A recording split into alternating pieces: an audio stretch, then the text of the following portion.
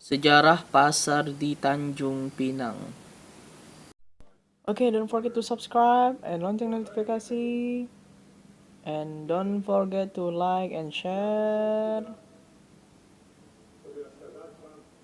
Diansa channel.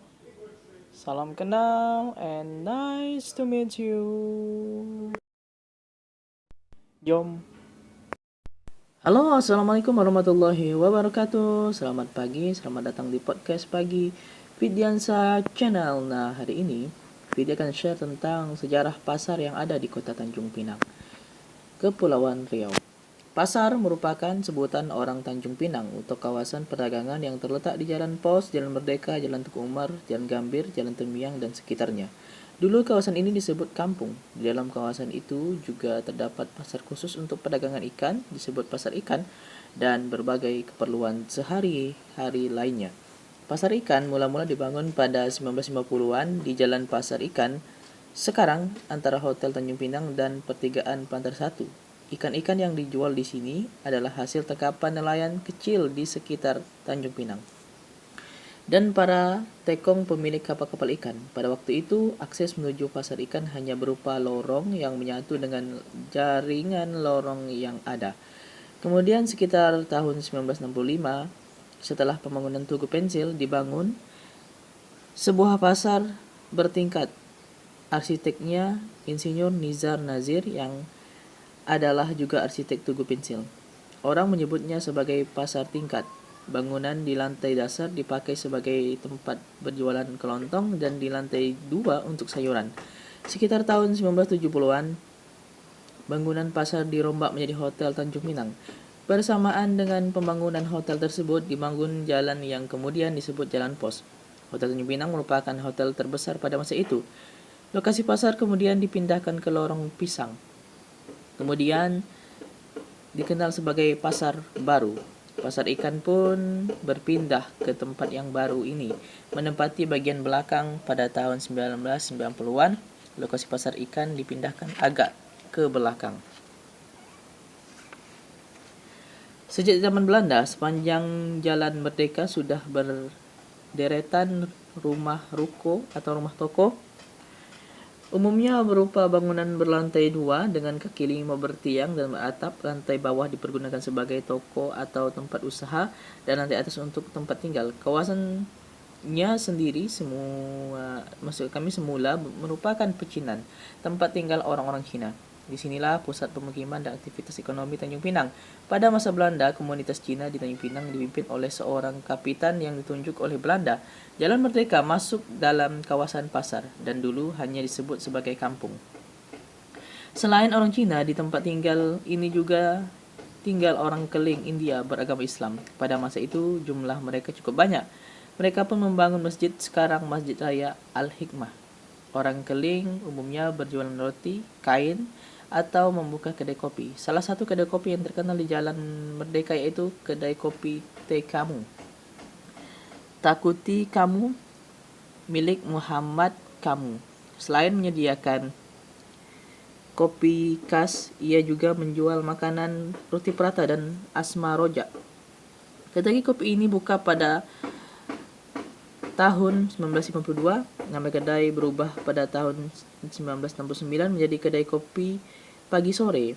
Sekarang kedai kopi ini dikelola cucu Muhammad Kamu, yaitu Yasin. Di bagian tengah dari depan kedai kopi pagi sore sampai ke depan kelenteng, sekarang taman pembatas jalan, semula terdapat bangunan los yang kedua ujungnya berbentuk setengah lingkaran, disebut Pasar Los.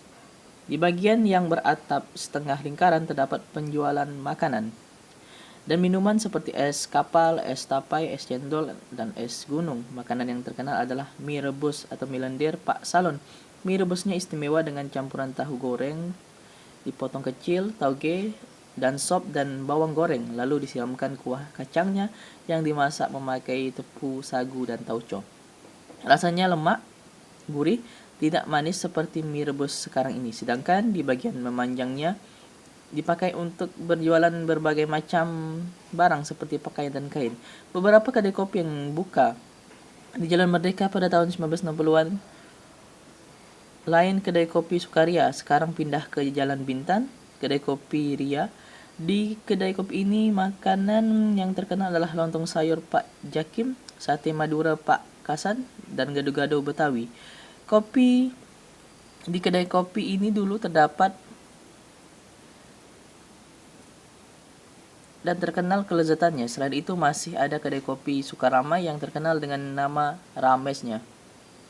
Kedai kopi Pinang yang menjual roti prata buatan orang Melayu, kedai kopi Taman Sari, dan kedai kopi Damai. Kedai kopi ini menjadi tempat pertemuan dan pergaulan warga Tanjung Pinang tanpa mempedulikan agama dan etnis.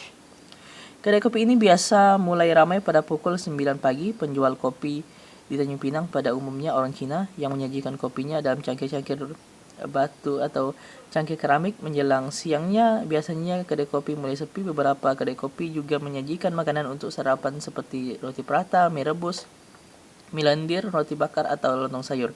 Selain di bagian depan kelenteng yang terdapat di ujung Jalan Merdeka, semula terdapat bangunan rumah toko yang berbentuk setengah lingkaran yang disebut Pasar Sentral. Di dalamnya juga terdapat kedai kopi dan kedai makanan serta terdapat kedai kopi kedai kelontong lainnya. Sekarang bagian depan bangunan ini tidak ada lagi. Di sini yang paling terkenal dulu adalah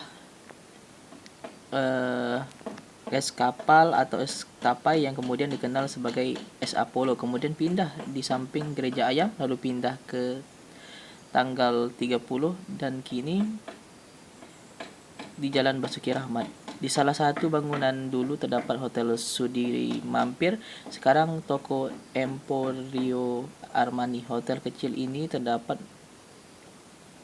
tempat menginap para pedagang dari luar Tanjung Pinang. Tak jauh dari hotel tersebut ada kedai milik orang Cina yang membuat sepatu selampit kulit, sepatu sandal. Sekarang toko Perican.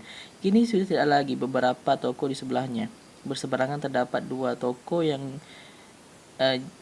toko jam yang terkenal pada waktu itu. Titoni sekarang menjadi tempat fotokopi dan reparasi jam. Dan Titus. Tidak jauh dari toko Titoni terdapat toko kue Panjang Rezeki yang menjual kue-kue tradisional buatan orang Melayu maupun orang Cina. Beberapa toko buku pernah ada di jalan ini seperti toko Boko Lotus, satu deret dengan kedai kopi Pinang, kini pindah ke Bestari Mall. Di seberangnya terdapat toko buku usaha bersama dan toko buku Ganesha. Kini sudah tidak ada lagi. Masih berdekatan terdapat toko alat tulis, Samin masih ada hingga kini. Juga terdapat beberapa studio foto, salah satunya Wah Kioh Tukang Gambar. Sekarang Apotik Jala Farma. Studio Foto Capitol dan Standard Foto atau sekarang Bank Lipo. Pada 1971, Bupati Kepulauan Riau pada masa itu Firman Edi menginstruksikan dilakukannya perombakan bangunan perumahan dan pertokoan. Sasaran utamanya adalah kawasan pusat kota yaitu Jalan Merdeka, Jalan Bintan, Jalan Tengku Umar, dan Jalan Pasar Ikan. Beberapa tahun kemudian, kebijakan ini berhasil mengubah wajah kota yang semula didominasi bangunan rumah toko dengan arsitektur Cina seperti yang terdapat di Singapura dan Malaysia, menjadi bangunan bergaya modern yang seragam bagian depannya. Kaki lima dengan tiang lengkung yang semula terdapat di bagian depan bangunan pun dihilangkan. Restorasi ini pada akhirnya memang menghilangkan sebagian jejak masa lalu orang Cina di Tanjung Pinang dan hanya menyisakan ingatan pada kaum-kaum tua yang tertinggal. Oke teman-teman, mungkin itu saja podcast pagi video Channel. Semoga bermanfaat. Sejarah mengenai pasar yang ada di Tanjung Pinang. Terima kasih, see you, bye-bye.